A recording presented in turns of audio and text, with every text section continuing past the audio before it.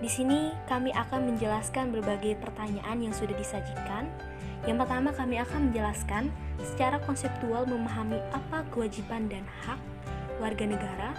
Dan yang kedua, mengapa negara perlu mengatur kewajiban dan hak warga negara dan negara.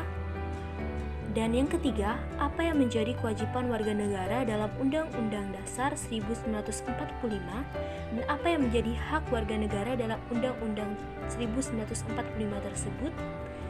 Dan yang keempat, menganalisis bagaimana pemenuhan kewajiban dan hak warga negara pada masa Orde Baru, Orde Lama, dan Orde Reformasi. Untuk itu, mari kita simak penjelasannya berikut. Yang pertama, saya akan menjelaskan secara konseptual memahami apa itu hak dan kewajiban warga negara. Negara merupakan alat dari masyarakat yang mempunyai kekuasaan untuk mengatur hubungan-hubungan manusia dalam masyarakat, dan yang paling terlihat adalah unsur-unsur dari negara yang berupa rakyat, wilayah, dan pemerintahan. Salah satu unsur negara adalah rakyat. Rakyat yang tinggal di suatu negara merupakan penduduk dari negara yang bersangkutan.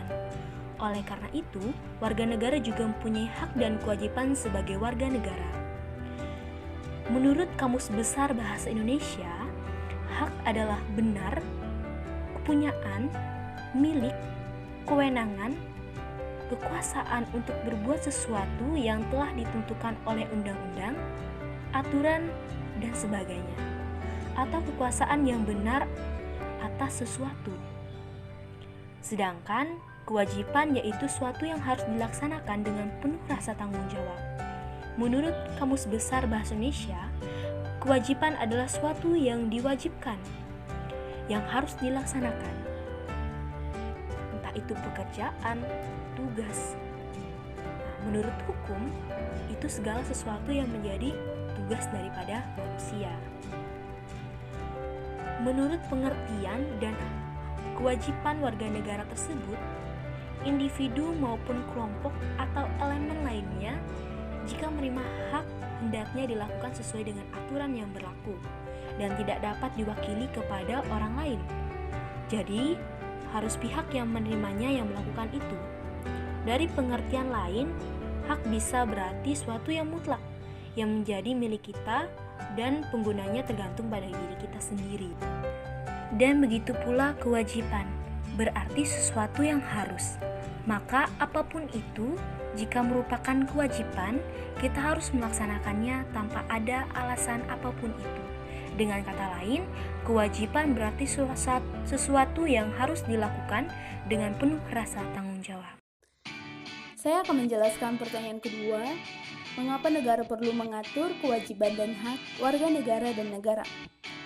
Negara merupakan alat atau wewenang yang mempunyai kekuasaan untuk mengatur atau mengendalikan hubungan antar manusia dalam masyarakat. Warga negara merupakan warga atau orang yang tinggal di suatu negara dengan keterkaitan hukum dan peraturan yang ada dalam negara tersebut, di mana warga ini merupakan unsur hakiki dan unsur pokok suatu negara. Negara perlu mengatur kewajiban dan hak warga negara dan negaranya karena hubungan antara warga negara dan negara merupakan hubungan timbal balik yang akan terwujud dalam bentuk hak dan kewajiban antara keduanya. Setiap warga negara mempunyai hak dan kewajiban yang harus dipenuhi terhadap negara yang ditinggalinya. Begitu juga negara mempunyai kewajiban yang harus dipenuhi untuk mengatur dan melindungi atau membela warga negaranya dalam segala keadaan. Di mana dengan mengatur keseimbangan kewajiban dan hak warga negara dan negara, maka yang pertama, tidak akan terjadi penyimpangan dalam tata nambal masyarakat atau negara akan tertata rapi. Yang kedua, akan meminimalisir kriminalitas warganya. Yang ketiga, warga negara dan negara dapat menyadari seluruh hak dan kewajibannya untuk membangun dan memajukan negara tersebut untuk kesejahteraan.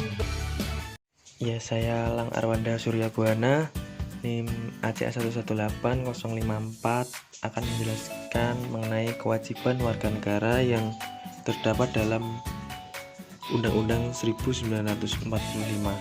Yang pertama, wajib menaati hukum dan pemerintahan.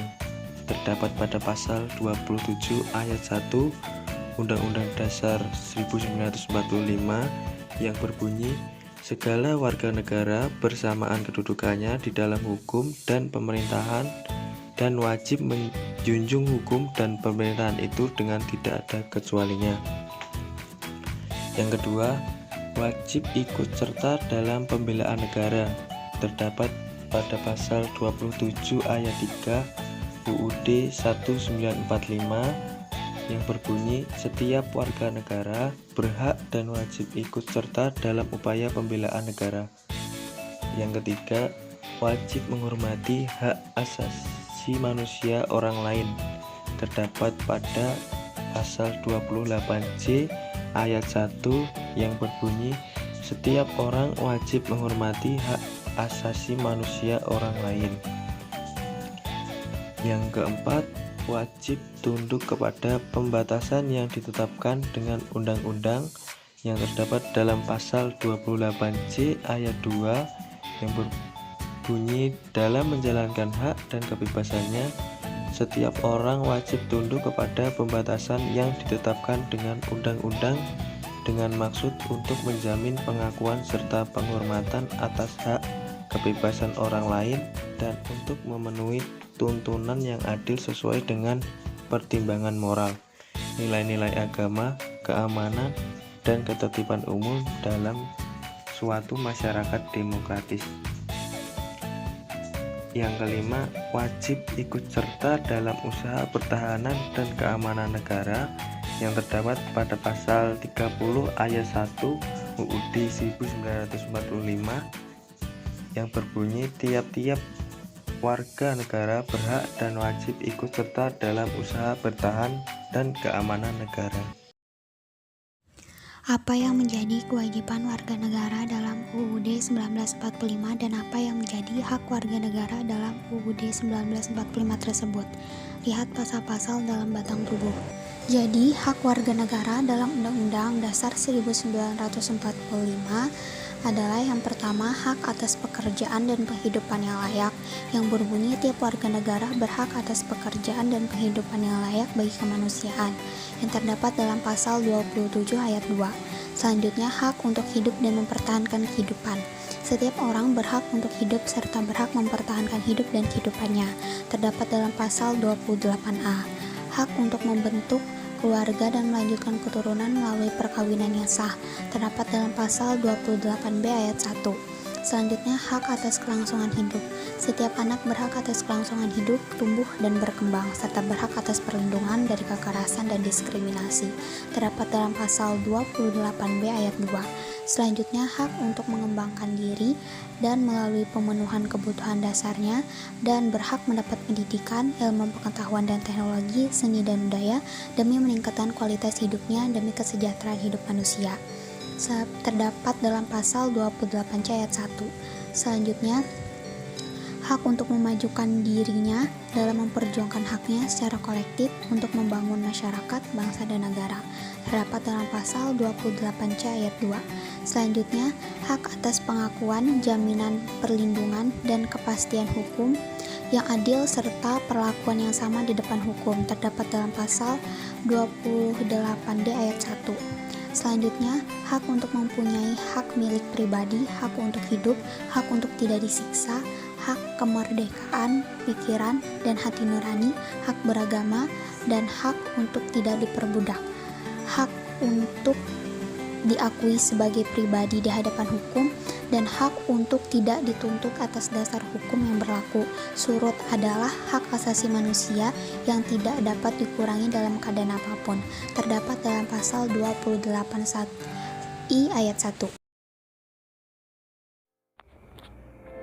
Oke, selanjutnya bagian yang keempat, bagaimana pemenuhan kewajiban dan hak warga negara pada masa Orde Lama, Orde Baru, dan juga Orde Reformasi. Yang pertama, pada masa Orde Lama. Tantangan Orde Lama adalah ancaman fisik berupa pemberontakan dari dalam negeri yang menentang keberadaan pemerintahan baru saat itu. Sedangkan dari luar negeri adanya sekutu tentara kolonial Belanda dan Dai Nippon yang menginginkan kembali berkuasa di tanah Nusantara.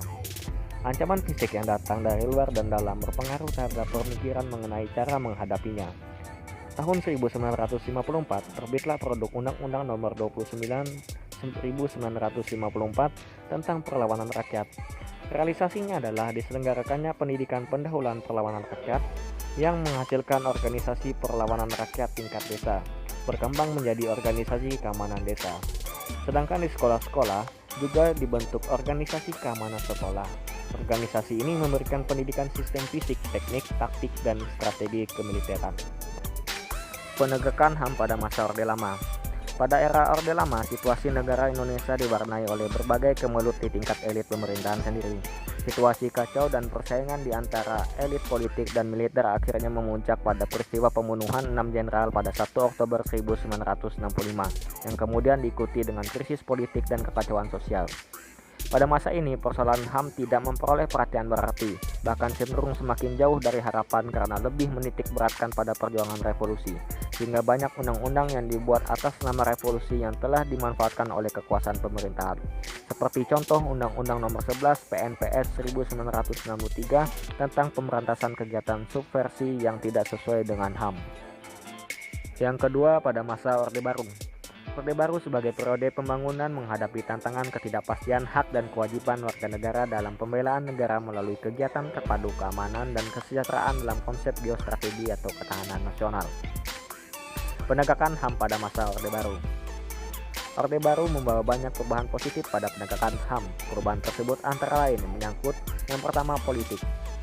Salah satu kebijakan politik yang mendukung persamaan HAM terhadap masyarakat Indonesia di dunia internasional adalah didaftarkannya Indonesia menjadi anggota PBB lagi pada tanggal 19 September 1966. Ini menjadi langkah yang baik untuk membawa masyarakat Indonesia pada keadilan dan kemakmuran. Yang kedua, ekonomi. Orde Baru memilih perbaikan dan perkembangan ekonomi sebagai tujuan utamanya. Program transmigrasi, repelita, dan swasembada pangan mendorong masyarakat untuk memperoleh kemakmuran dan hak hidup secara layak. Yang ketiga, pendidikan. Pemerintah Orde Baru dianggap sukses memerangi buta huruf dengan beberapa program unggulan, yaitu Gerakan Wajib Belajar dan Gerak Nasional Orang Tua Asuh atau GNOTA. Yang ketiga, Orde Reformasi. Pada masa Orde Reformasi, tantangan bangsa semakin maya yang difasilitasi oleh teknologi informasi sehingga kehidupan bangsa semakin transparan. Hak dan kewajiban masa reformasi diwujudkan dalam ketahanan nasional tetapi difokuskan pada demokrasi dan HAM. Bela negara yang dihadapi selalu dalam bentuk fisik dan non-fisik, seperti lemahnya kepercayaan pada kemampuan sendiri yang mudah terperangkap ke arus global dan kehilangan jati diri bangsa. Untuk itu perlu adanya penyemaian karakter, jati diri, moralitas bangsa dalam bela negara sesuai dengan profesi demi terwujudnya integritas bangsa. Penegakan HAM pada masa Orde Reformasi. Beberapa perubahan positif pada masa reformasi. Yang pertama, kebijakan dalam bidang politik. Menggantikan 5 paket undang-undang masa Orde Baru dengan 3 undang-undang politik yang lebih demokratis. Berikut ini 3 undang-undang tersebut. Yang pertama, Undang-Undang Nomor 2 Tahun 1999 tentang partai politik.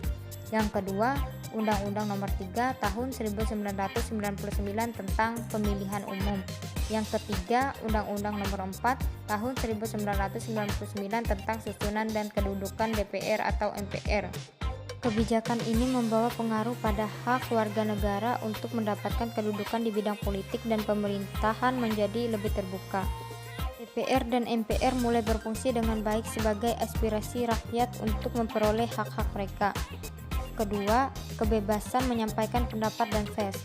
Reformasi dalam VES dilakukan dengan cara menyederhanakan permohonan surat izin usaha penerbitan atau SIUP.